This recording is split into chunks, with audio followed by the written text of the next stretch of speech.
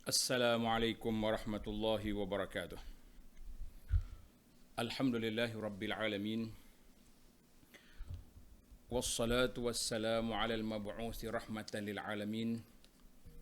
Nabiyyina wa habibina wa qudwatina Muhammad ibn Abdullah wa ala alihi wa sahbihi wa man sar ala nahjihi wa ihtada bihadihi wa istanna bisunnati ila yaumiddin. Amma ba'du. Muslimin dan muslimat, para jemaah, para penonton sekalian, Assalamualaikum warahmatullahi wabarakatuh. Alhamdulillah, syukur kita kepada Allah Azza wa Jalla kerana dapat meneruskan bicara kita pada kali ini di bawah dengan buku yang sama, iaitu Atabatul Ubudiyah. Atabat al-Ubudiyah. Pada hari ini 11 Sya'ban 1443 bersamaan dengan 14 hari bulan 3 2022. Kita sambung perbincangan dalam buku Atabat al-Ubudiyah. Atabat ni kita kata terjemahan apa semalam? Benda ataupun tempat yang tinggi. Tempat tinggi di dalam perbincangan tentang al-Ubudiyah. Mafhum al-Ubudiyah, makna al-ubudiyah lillahi ta'ala. Apa makna al-ubudiyah? Perhambaan kepada Allah Azza wa Jalla. Kita sudah bincang dalam siri yang lepas. Makna al-ubudiyah iaitulah semua perkara yang diredai oleh Allah Azza wa Jalla, sama ada perkataan atau perbuatan ataupun kelakuan ataupun i'tiqad, maka itu dia panggil al-ubudiyah. Jadi semua benda yang kita buat mesti mengabdikan diri kepada Allah Azza wa Jalla. Ini berdasarkan kepada firman Allah Ta'ala dalam surah Az-Zariyat. A'udzubillahi minasyaitanir rajim. Wa ma khalaqtul jinna wal insa illa liya'budun. Aku tak jadikan jin dan manusia kecuali supaya mengabdikan diri kepadaku. Mana kita faham di sini makna al-ubudiyah, iaitulah mengabdikan diri kepada Allah Azza wa Jalla. Dan di antara punca berlakunya penyelewengan, kepincangan, salah faham besar yang melanda masyarakat ini, salah satu daripada punca permainan yang dibuat oleh golongan penjajah. Penjajah datang, dia pesongkan kepahaman umat Islam, ubudiyah dengan ibadat itu jadi satu. Kalau kata ubudiyah, iaitulah ibadat. Kita kata berbeza itu. Al-ubudiyah satu, ibadat itu satu. Maka kesilapfahaman ini menyebabkan timbulnya golongan liberal, golongan sekular. Bahkan sebahagian daripada masyarakat ini pula dipesongkan dengan ajaran-ajaran batiniah, ajaran sesat, yang meletakkan tukus ni acara-acara peribadatan itu yang bercampur gaul, bercampur aduk dengan al-khudu' lillah, dengan khudu' kepada makhluk, maka berlaku kepincangan. Sambungan kita dalam siri ini, para jemaah sekalian, saya akan baca kepada para jemaah sekalian azmatun fi fahmil ubudiyah. Azmah mana satu krisis, suatu kecelaruan, salah faham masyarakat terhadap makna al-ubudiyah. Dalam nota yang saya baca ini, para jemaah sekalian, ada 7 perkara. 7 perkara yang kita akan bincangkan tentang salah faham dan bagaimana kita nak meluruskan kesilapan ini supaya dia tidak berpanjangan. Mudah-mudahan kita dapat faham, anak cucu cicit kita dapat faham, dan mereka duduk di atas kefahaman yang baik untuk mengabdikan diri kepada Allah Azza wa Jalla. Dalam bahasa Arab kata azmah. Azmah dengan makna krisis, kecelaruan, kejerubuan, jerubu minda. Kalau sekarang jerubu udara je, kapal terbang pun tak boleh turun. Tapi kalau jerubu minda, kita akan terjun ke dalam lubang yang begitu gawat, iaitulah lubang yang dalam. Lubang apa? Lubang neraka yang cukup dahsyat. Baik para jemaah sekalian, sebahagian daripada masyarakat ini kenapa berlakunya kecelaruan? Kenapa berlakunya kejerubuan? Kenapa terjadi? Sebab yang pertama, saya akan bawa 7 sebab. Kita akan bincangkan sekadar masa yang diizinkan ini, insya-Allah. Sebab yang pertama, adamu wuduhi mustalahil ubudiyah. Tidak jelas makna al-ubudiyah, perhambaan, mengabdikan diri, ketundukan semata-mata kepada Allah Azza wa Jalla, lari daripada jalan iyyaka na'budu wa iyyaka nasta'in. Pengakuan kita hanyalah iyyaka na'bud, hanya kepadamu ya Allah aku menyembah. Wa iyyaka nasta'in, dan hanya kepadamu kami minta pertolongan. Sekarang ni dah bercampur-campur habis. Iyyaka na'budu, dalam solat kita pengakuan yang begitu mantap, tapi dalam pelaksanaan minta tolong dengan Allah, pergi minta tolong dengan ahli kubur, minta tolong dengan keramat-keramat, minta tolong dengan pokok kayu dan sebagainya. Kita kata ini satu kepincangan yang besar.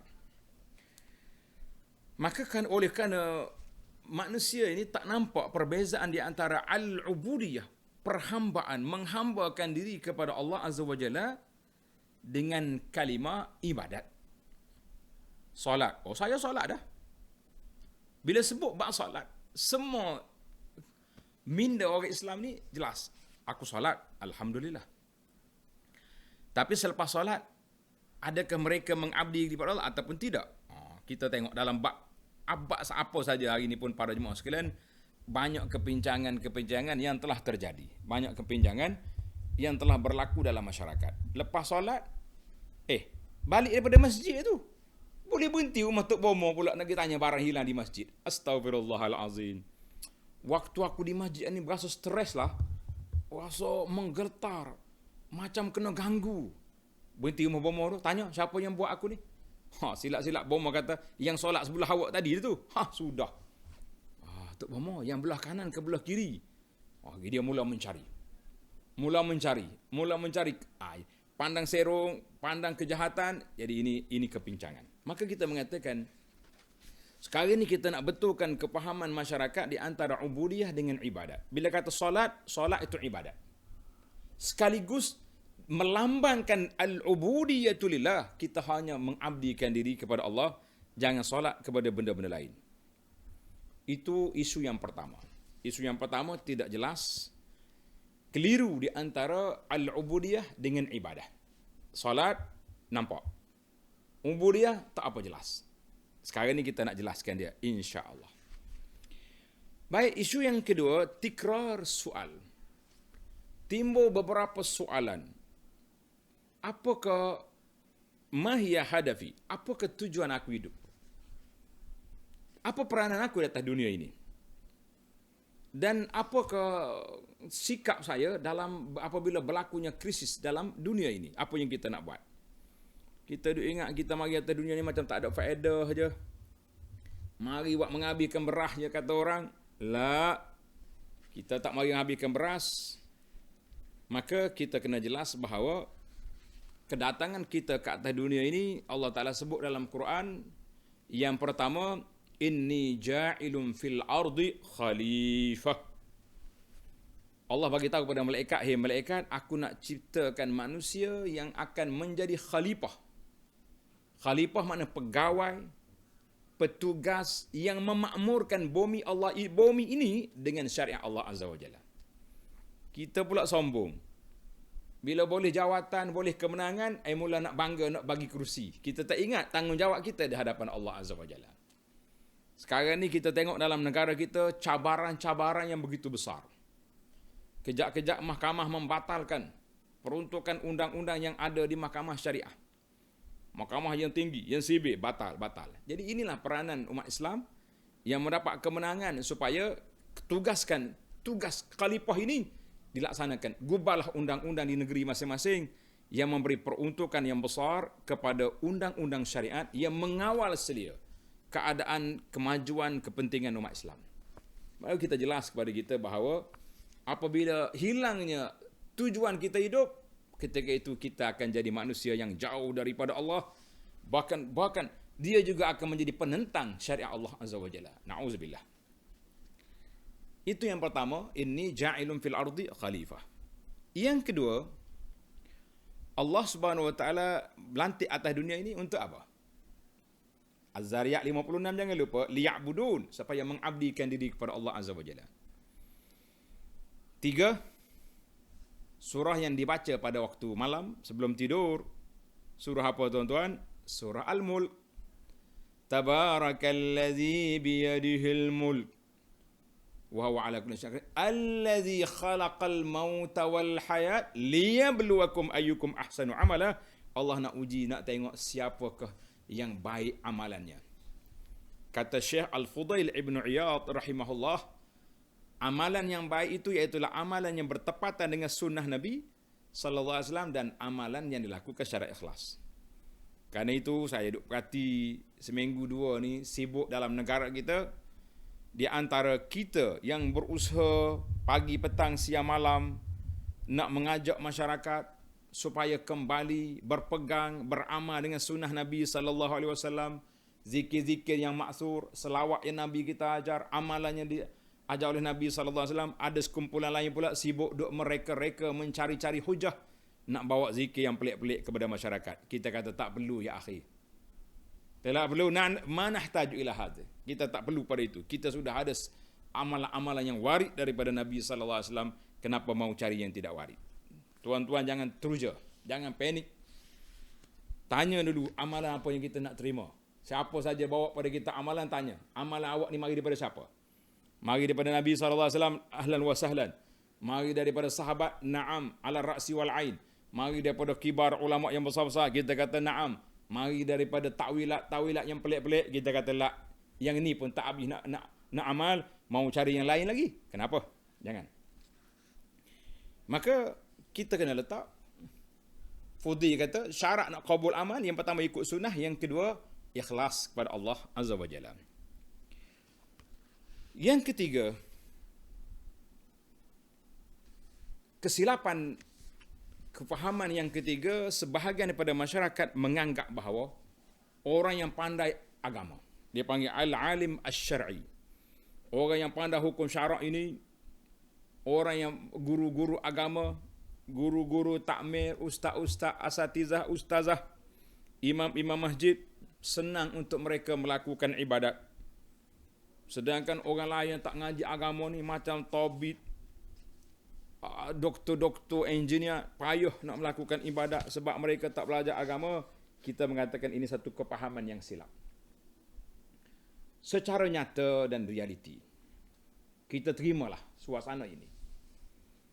Kita berkawan dengan orang yang basic tidak mengaji agama. Tapi alhamdulillah, mereka mendapat kesedaran beragama. Tak kiralah jawatan, yang penting bukan guru agama. Engineer ke, doktor ke, pilot ke, apa saja. Ada kalanya mereka ini kesedaran beragama lebih dalam daripada orang yang mengaji agama. Saya bercakap di alam nyata. Saya berani berkata sebab saya mengaji agama. Kalau saya tak mengaji agama, saya engineer, saya cakap macam ni, mesti orang agama marah. Apa awak berani mencabar guru-guru kami? Tidak. Saya mengaji agama, tapi saya kenal sahabat-sahabat saya. Dari pelbagai latar belakang profesion pekerjaan. Tapi mereka, penghayatan mereka lebih mantap daripada orang yang mengaji agama. Tapi perlulah kepada bimbingan. Ada kalanya di orang ni beribadat lebih. Tapi kepahaman perlu dibimbing, diberi bimbingan. Kita kata kita gabunglah. Jadi alhamdulillah. Cuma salah faham di sini, kok seolah-olahnya orang yang tak mengaji agama ni susah nak mengabdikan diri kepada Allah. Kita kata hayhat, ini satu kepahaman yang silap, suatu kepincangan yang perlu diperbetulkan. Semua kita mengabdikan diri kepada Allah Azza wa Jalla. Bahkan orang-orang ahli-ahli sains ada kalanya lebih mantap keimanan dia kepada Allah Azza wa Jalla. Sebab apa? Sebab dia tengok dengan mata kepala dia. Dia kaji dengan ilmu yang dia ada. Al-Quran cakap macam ni. Dia pun tengok dengan ilmu dia. Quran ni turun 1400 tahun dulu. di saat tak ada lagi sains-sains ni. Tapi Al-Quran, nataqal Quran bil ulum, Al-Quran bercakap dengan ilmu sains, ilmu teknologi yang memang sangat tinggi dia punya, mantap dia punya maklumat. Lagi tinggi darjat. Kita pula hak mengaji agama dia ni, berpadalah dengan kitab yang saya ada ni. Kitab ni lah saya duk pegang. Dah. Lebu dah duk mengaji kitab ni. Tak tengok dah kitab lain. Ini masalah. Hak dalam kitab ni muktabar belaka ni sebab ditulis oleh wali-wali Allah. Walaupun hadisnya hadis tidak ada takhrij, hadisnya palsu. Sebahagian sekarang nak mempertahankan zikir dia, bawa hadis daripada ulama-ulama Syiah pun pening dengan hadis itu, tiba-tiba kita jadikan sandaran. Kita kata jangan. Jadi isu mengabdikan diri kepada Allah bukan eksklusif kepada orang yang hanya pandai baca kitab, tetapi eksklusif kepada orang yang boleh beramal dengan apa yang mereka belajar.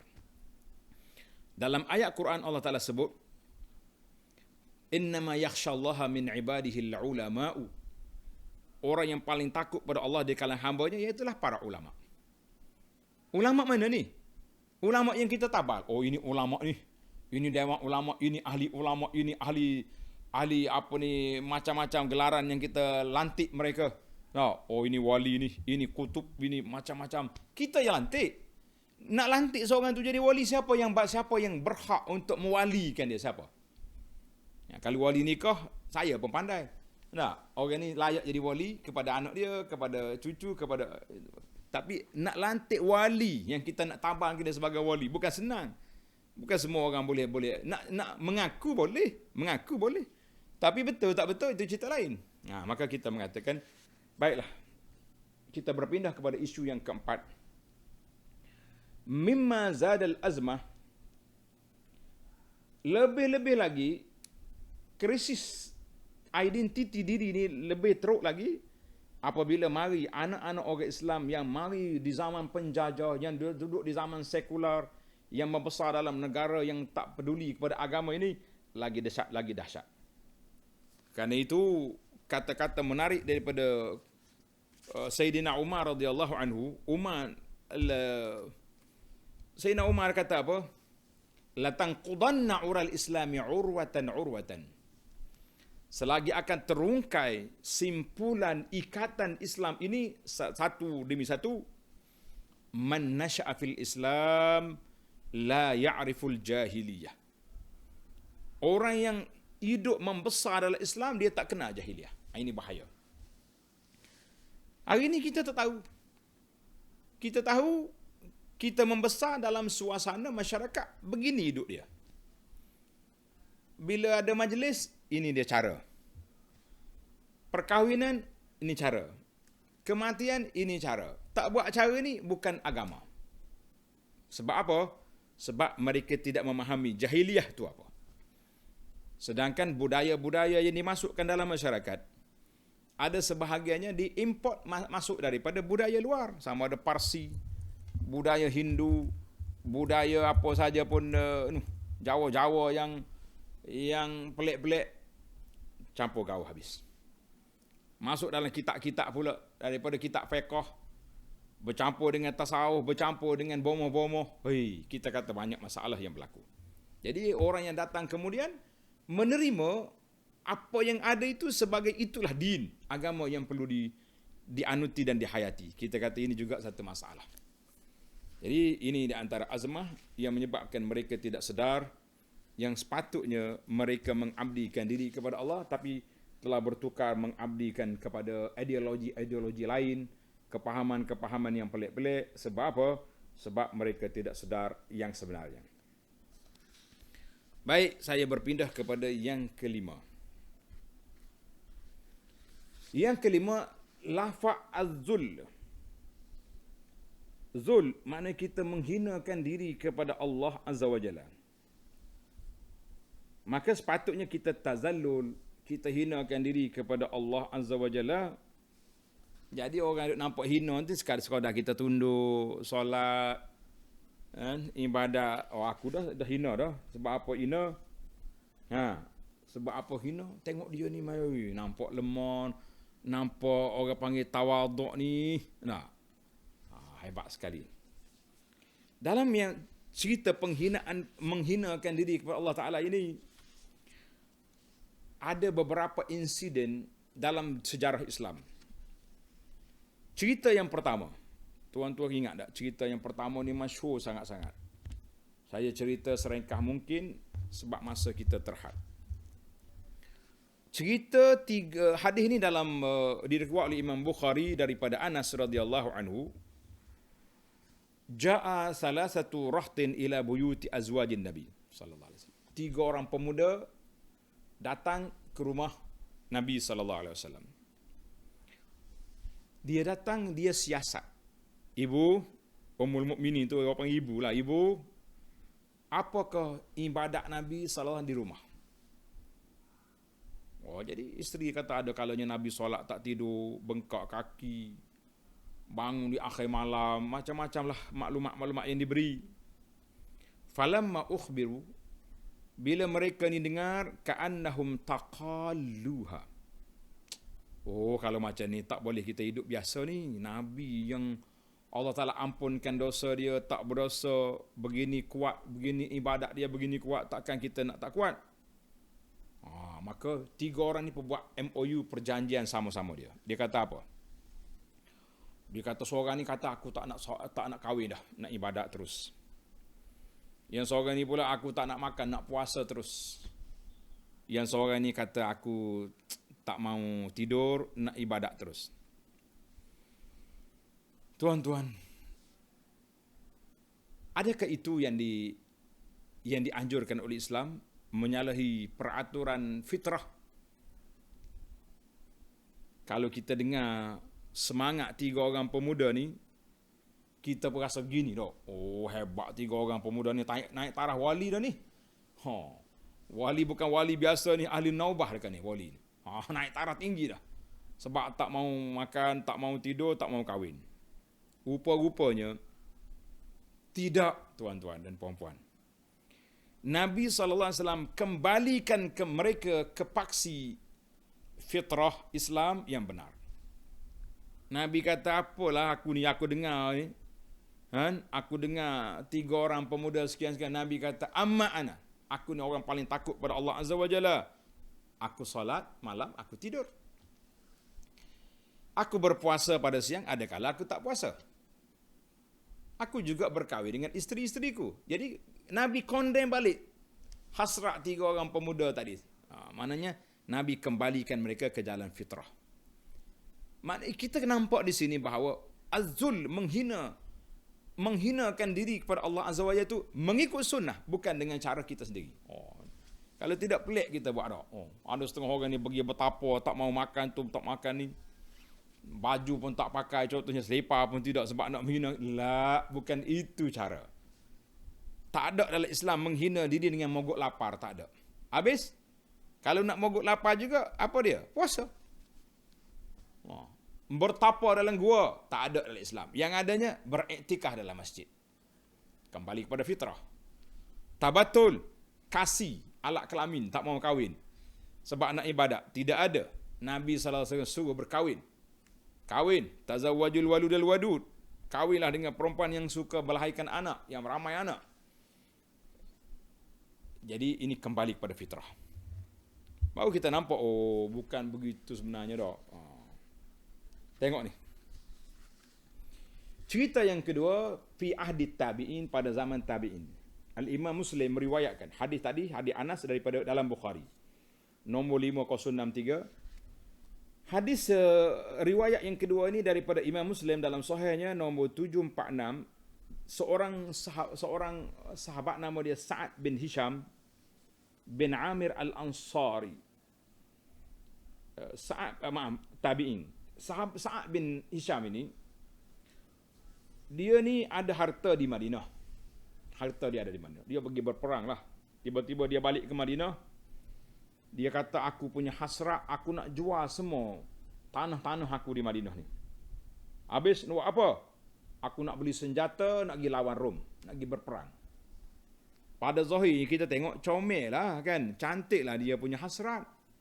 Orang nak pergi berperang macam mana pula tidak cantik, macam mana pula tidak elok. Bila dia sampai Madinah, dia menyatakan hasrat dia, maka orang-orang di Madinah larang dia. Jangan buat. Kerana sudah ada beberapa orang laki-laki pada zaman Nabi SAW telah berniat sedemikian, Nabi larang. Nabi kata, alaisalakum fiyya uswah. Bukankah aku ini contoh pada kamu? Aku ada isteri di sini, ada rumah. Akhir kali orang pun nasihat ke dia. Nasihat kepada Sa'ad. Sa'ad ni dah cerai dah isteri dia ni. Sebab nak pergi perang mati syahid dah. Masya Allah, tabarakallah. Kalau kata kalau kamu pergi berperang, pergilah berperang. Biarlah isteri kamu jadi imra'atu syuhada. Isteri kepada suami yang mati syahid. Besar pahala. Ni kau biarkan dia awal-awal lagi kau buang dia daripada hubungan dengan kamu. Semata-mata kamu nak pergi mati. Kenapa? Dia mati. Kalau kamu mati, dia jadi janda kepada syuhada. Jadi orang pun pergi cakap dia, jangan buat macam ni. Jadi bila orang larang, dia pun rujuk balik isteri dia, tak jadi dia punya jual harta benda, dia ambil harta senjata yang dia ada, dia pergi berperang. Harta yang dia ada di sini, biarlah kat Madinah ni, kan. Maka di sini kata di para ulama, di zaman tabi'in pun para sahabat telah melihat salah faham. Bila makna bila kita kata jadi ahli ibadat, kita tak boleh lagi milik harta, tidak. Satu lagi kisah. Asy-Syifa binti Abdillah wa kana laha suhbatun, seorang sahabat Nabi wanita. Cerita ini diriwayat oleh Imam At-Tabari dalam tarikh dia. Al-Syekhah Asy-Syifa radhiyallahu anha tengok seorang pemuda berjalan lembek berjalan. Ngongik-ngongik kata orang berjalan. Bercakap pun, ya, saya lemah. Ya, bercakap, oh, lemah lembutlah. Faqalat, kata di Syifa, mahaza? Apa orang ni? Jalan lembek, bercakap pun, nonik-noniknya. Ya, siapa dia ni? Dia marah. Qalu nusak. Jangan kritik dia, ni ahli ibadat ini, berjalan lemah lembut. Qalat, kana wallahi Umar iza takallama asma. Dia bersumpah, wallahi Sayyidina Umar orang yang lebih hebat daripada dia ni. Bila Umar bercakap, aku dengar suara dia. Ni bercakap misi, tak buat apa.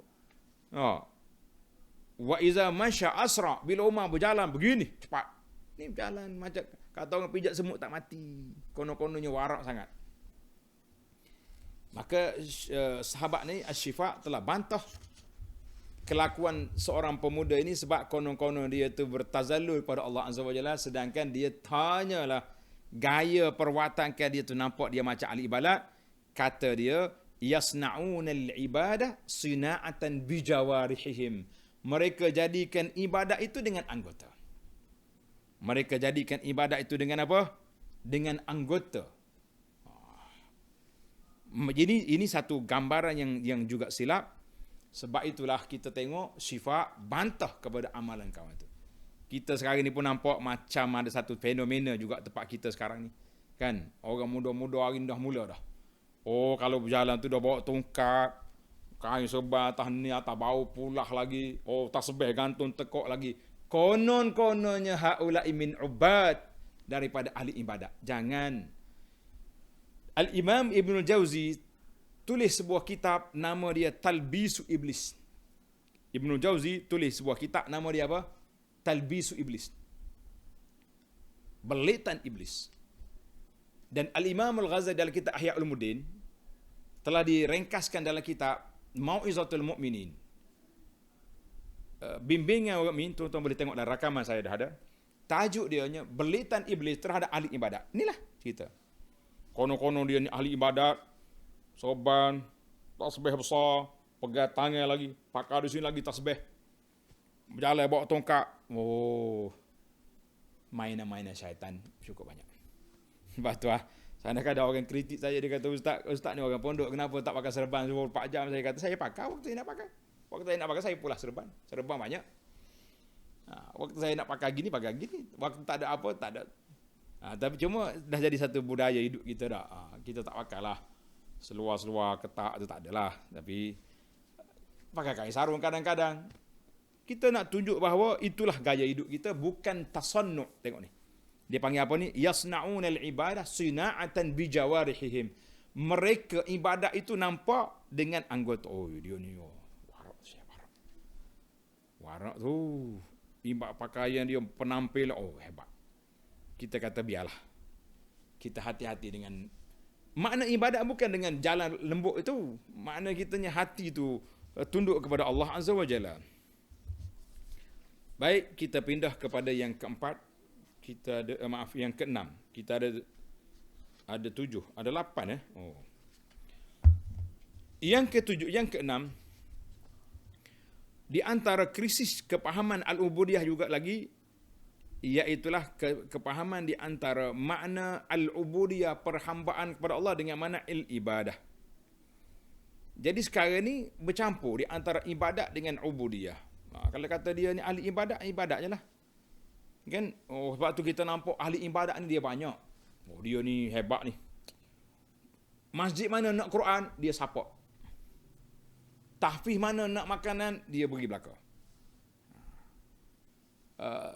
Setiap musim Ramadan, tak ada. Duduk Mekah dia. Musim haji, orang lain tak boleh pergi. Dia ada visa khas. Visa Furada, visa Mujamalah, macam-macam visa dia dapat. Jadi kita nampak dia tu ahli ibadat. Tapi adakah dia al-ubudiyatulillah? Ini yang kita bimbang. Ahli ibadat, ahli ibadat. Tapi al-ubudiyah ada ke tidak? Maka al-ubudiyah itu yang kita nak sekarang ni, para jemaah sekalian, supaya kita sedar, kita insaf, kita ingat bahawa ketundukan hati kita kepada Allah itulah yang menjadi perkara yang besar. Sebab itulah kita tengok orang baik-baik, orangnya warak nampak orangnya, penampilan pun comel. Bila kita siasat dari sudut ibadat, berat juga dia ni. Ini saya malam ni nak pecah rahsia sikit kepada tuan-tuan. Waktu ana belajar di Madinah, alhamdulillah, rezeki Allah Ta'ala rezekikan kepada kita belajar di Madinah. Bagi anak ini satu nikmat anugerah yang Allah anugerahkan kepada saya. Dan anak-anak kita juga 4 orang lahir di Madinah. Walaupun Allah Ta'ala belum rezeki mereka untuk menyambung legasi dapat belajar di sana, tapi dia lahir di sana. Waktu anak duduk sana, kita selalu menyambut kedatangan orang-orang yang baik-baik, orang soleh daripada Malaysia, ahli ibadat. Ramadan, mari orang ni. Haji, ada orang ni. Ada sentiasa. Bila saya balik Malaysia, kita tengok dalam indeks rasuah di Malaysia, tak logik.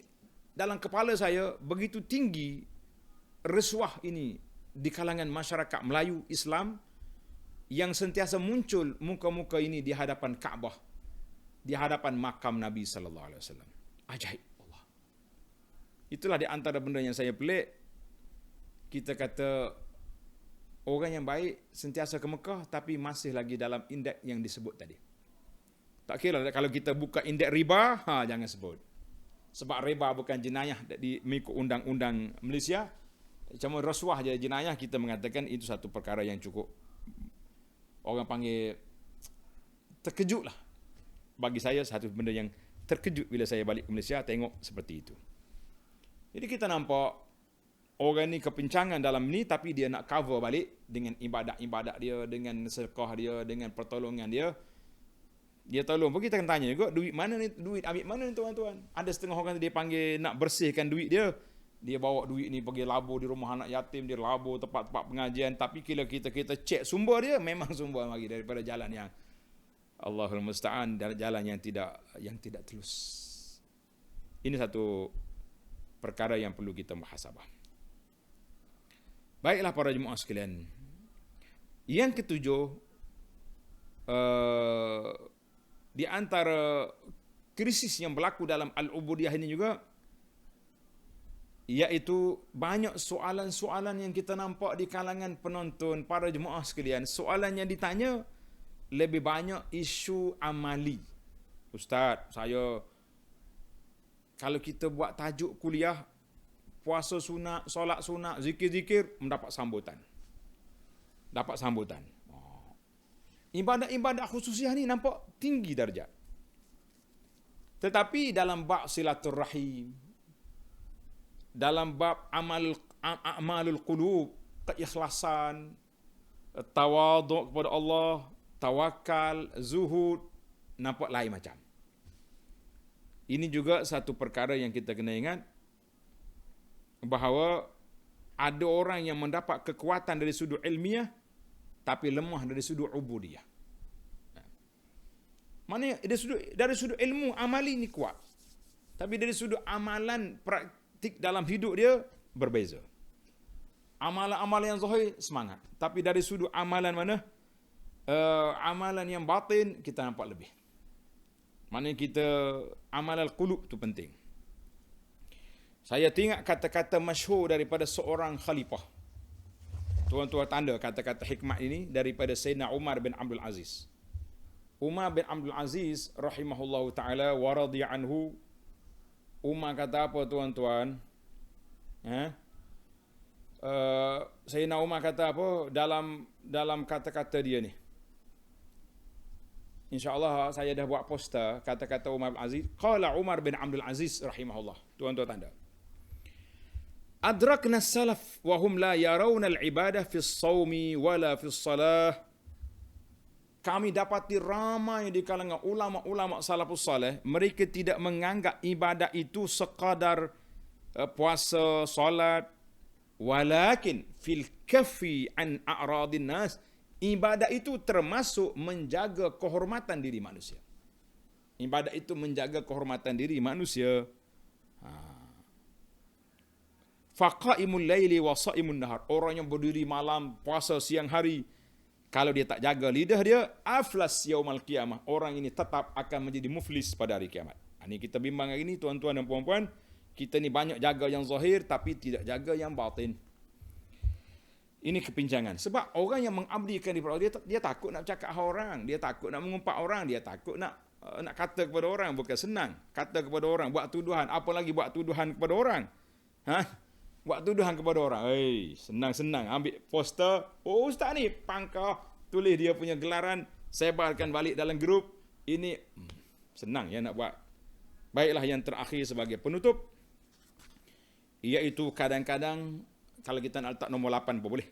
Yang ke-8 atau penutup perbincangan kita di sini, di antara kepincangan kepahaman ubudiyah ini, masyarakat kita ni tak boleh tengok orang kaya yang ibadat. Dia kata macam mana dia ni sepatutnya kalau dia betul-betul nak ibadat, dia tak boleh jadi orang kaya. Kena seleke, zuhud, kereta buruk, baju cari, itu dia.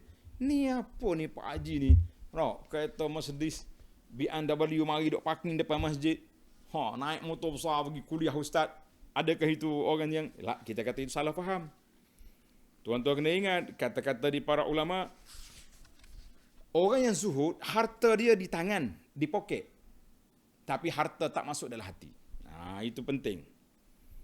Sebagaimana yang berlaku kepada, kata di para ulama, al-abid law kana bihi minal mal. Orang yang ahli ibadat, yang hati dia teguh kepada Allah, zuhud, kalau dia ada harta sebesar emas, sebesar bukit pun tidak memberi mudarat pada dia. Kita ni baru dapat gaji, dapat allowance sikit, dapat bonus sikit, mula nak bangga dah. Hari-hari duk update kereta, duk update motor, duk update makan mewah-mewah. Dah mulalah tu. Mulalah tu. Kita kata tak ada. Contoh yang sudah berlaku. Tengok. Jangan salah faham. Tak semesti orang kaya itu tak zuhud. Sebagaimana Nabi Sulaiman dengan Nabi Daud. Kerajaan yang besar. Beri kepada aku kerajaan la yang bagi li ahadin min ba'di. Tak layak pada orang lain. Allah lah beri. Tapi Sulaiman, Daud min ibadi awwab. Seorang yang banyak kembali kepada Allah Azza wa Jalla, yang banyak syukur kepada Allah. Yusuf AS menjadi menteri, tak ada masalah. Orang-orang yang kaya di kalangan orang soleh seperti Zulqarnain, hebat. Aghniya as-sahabah, orang kaya di kalangan sahabat seperti Uthman, Abdurrahman bin Auf, Mereka tak cari harta kan harta, tapi mereka mencari harta untuk diinfakkan fi sabilillah. Maka di sini salah faham kita bila kita kata orang ni ahli ibadat, dia tak boleh milik harta. Kita kata tidak. Harta dimiliki untuk diinfak. Kalau kita ni, kalau semua kita ahli Islam ni miskin, papa ke dana belaka, siapa yang nak uruskan kelas-kelas pengajian kita, pondok kita, tahfiz kita, pusat-pusat dakwah kita, siapa nak uruskan? Ada yang kerajaan, kita tak nafi itu, tapi NGO ni siapa ya? Kita ni dapat support daripada tuan-tuan dan puan-puan yang selesa dengan kita, dengan dakwah kita, mereka ni akan bantu. Maka kita kena ingat kata-kata para ulama salaf. Dia kata as-safinatu fil ma laysat mushkilah, walakin idza kana al-ma'u fis safinati fal mushkilah. Menarik kata-kata ini. Air bahtera kapal duduk dalam laut tidak menjadi masalah, sebab memang kapal orang buat dia belayar di atas air. Tapi kalau air banyak masuk dalam kapal, itu yang akan tenggelam. Mana kita dengan dunia tak jadi masalah. Tapi kalau dunia tunggang kita, itu jadi masalah. Maka kita kata aku dapat harta melalui jalan yang halal. Perniagaan, pertanian, pekerjaan-pekerjaan yang halal, pergi ke pejabat, guru dan sebagainya. Tidak jadi masalah, silakan. Tapi ingat, al-ubudiyatu lillah, harta kita ini sekadar kita pegang untuk diagihkan tempat-tempat yang sepatutnya. Tapi kalau harta menyebabkan kita sombong, angkuh, takabur, macam korun, macam geng-geng yang, maka itu dia panggil al-ubudiyatu lil mal wa laysa lillah. Sebab tu Nabi sebut dalam hadis, ta'isa abdud dinar, ta'isa abdud dirham. Nabi kata celakalah orang yang mengabdikan diri kepada dinar, kepada dirham. Jadi sebab apa Nabi kata mengabdikan? Ta'isa abdud, celaka orang yang mengabdikan diri kepada harta ni. Kenapa begitu? Kenapa dia guna perkataan abdu? Ta'isa. Tengok hadis ni, ta'isa abdu. Jadi kita mengatakan bahawa itu sebab bila orang itu dah terlalu tunduk kepada harta, mana dia telah mengabdikan diri kepada harta dia tu. Sanggup buat apa saja. Itu ahli-ahli perniagaan, sanggup pangkah orang lain, sanggup jatuhkan kawan pun sanggup, jatuhkan orang lain pun sanggup. Sebab apa? Kenapa dia sanggup? Sebab apa? Sebab dia nak dapat dengan dia. Kerana nak ambil dengan dia, maka kita mengatakan orang ni sanggup buat apa saja. Ahli-ahli kursi, dia bebuk kursi ni. Jatuhkan kawan tu, tarik sokongan. Sebab apa? Kursi. Air punya ini. Siapa dia cabar, kita lawan. Bebuk kursi. Apa saja pun, sama-sama pendakwah kita pun bukan mahir boleh tahan juga. Kan? Apa kita nak kata? Maka dalam hadis ini, riwayat oleh Imam Bukhari, rahimahullah, Nabi kata, celakalah hamba dinar, hamba dirham, wa abdul khamisah, celaka kepada pakaian-pakaian. In u'tiya radhi, kalau dia dapat, dia happy, gembira. Wa illam yu'ta sakhit, dan kalau dia tak dapat, dia akan mengamuk, dia akan marah. Ila akhir hadis. Hadzal hadis rawahu al-Bukhari an Abi Hurairah radhiyallahu anhu. Baiklah para jemaah sekalian, inilah 7 dan ataupun 8 azmah. Azmah maknanya krisis kepahaman terhadap makna al-ubudiyatu lillah. Alhamdulillah, mudah-mudahan kita akan gilak balik kepahaman kita tentang mengabdikan diri kepada Allah Azza wa Jalla ini. Mudah-mudahan kita selamat di dunia dan selamat di akhirat nanti, insya-Allah. Baik para jemaah sekalian, atabatul ubudiyah. Kita akan sambung lagi dalam siri yang akan datang, insya-Allah. Bila ada masa je saya akan sambung. Kalau tak ada masa, kita balik pada jadual-jadual yang telah sedia ada. Mudah-mudahan kita ada manfaatnya, insya-Allah. Tapi buku-buku yang anda baca ni, biasanya anda akan sambung sampai khatam buku ni. Dan jemaah tanya, macam mana kita nak dapat rakaman-rakam yang lepas tu? Tuan-tuan boleh tengok dalam YouTube Abu Anas Madani. Tengok dalam playlist tu, tajuk-tajuk yang berkaitan boleh cari. Alhamdulillah, jazahumullah khairah kepada pihak admin, pihak perakam, kerana mereka telah berusaha mengumpulkan ilmu-ilmu yang disampaikan oleh Abu Anas, yang kita harap ini akan menjadi aset ataupun saham kita di akhirat. Ilmun yuntafa'u bihi, meninggalkan ilmu yang diambil manfaat daripadanya, insya-Allah. Subhanakallahumma bihamdika Asyhadu an la ilaha illa anta astaghfiruka wa atubu ilaik. Wa sallallahu ala nabiyyina Muhammadin wa ala alihi wa sahbihi ajma'in. Walhamdulillahi rabbil alamin. Wassalamualaikum warahmatullahi wabarakatuh.